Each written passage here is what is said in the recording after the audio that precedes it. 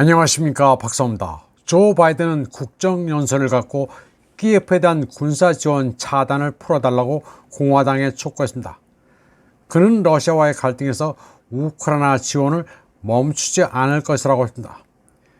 바이든은 푸틴 대통령이 유럽 전역에 혼란을 심는 데 몰두하고 있다고 주장했습니다. 그는 푸틴 대통령이 우크라이나에서 멈추지 않을 것이라고도 주장했습니다. 그는 미국이 우크라이나 편에 서서 방어하는 데 필요한 무기를 제공한다면 푸틴 대통령을 막을 수 있다고 말했습니다. 바이든은 그러면서 오랫동안 알고 지낸 푸틴 대통령에게 보내는 메시지는 간단하다고 말했습니다. 미국은 떠나지 않을 것이며 굴복하지 않을 것이라고 말했습니다. 굴복하지 않는다는 게 주된 메시지였습니다. 그는 자신의 행정부가 러시아와 싸우기 위해 미군을 파견할 계획은 없다고 했습니다. 그러면서 우크라이나는 미군을 요구하지 않으며 사실 우크라이나 전쟁에는 미군이 참여하고 있지 않다면서 이런 기조를 계속 유지하겠다고 말했습니다. 바이든은 또 미국이 중국과의 갈등을 바라지 않는다고 말했습니다. 그는 미국이 갈등이 아닌 중국과의 경쟁을 원한다고 했습니다.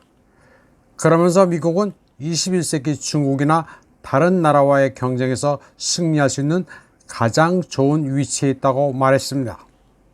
미국 언론인 터커 칼슨은 조 바이든이 미국의 지원으로 우크라이나가 러시아를 막을 수 있다고 한 데 대해 거짓말 작작하라고 비판했습니다.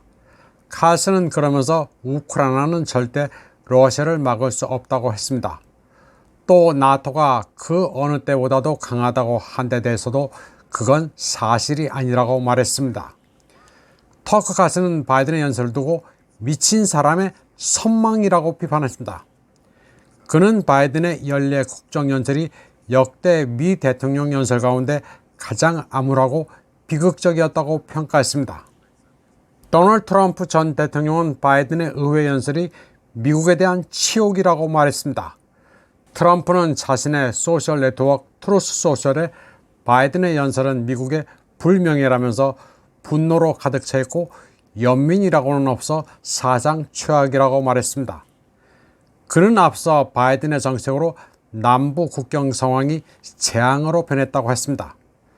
트럼프는 바이든 하에서 하루 최소 5,000명의 난민이 국경을 넘고 있다고 말한 바 있습니다.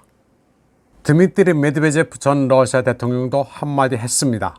그는 조 바이든이 자신을 프랭클린 델라노 루즈벨트와 비교했다면서 좀 거시기하다고 했습니다. 그리고 확실히 그건 아니라고 말했습니다.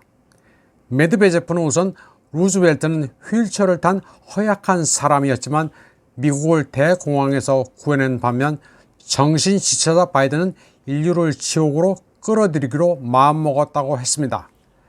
그는 또 루즈벨트는 소련을 포함한 동맹국들과 함께 평화를 위해 싸운 반면 바이든은 제3차 세계대전을 시작하려 든다고 말했습니다.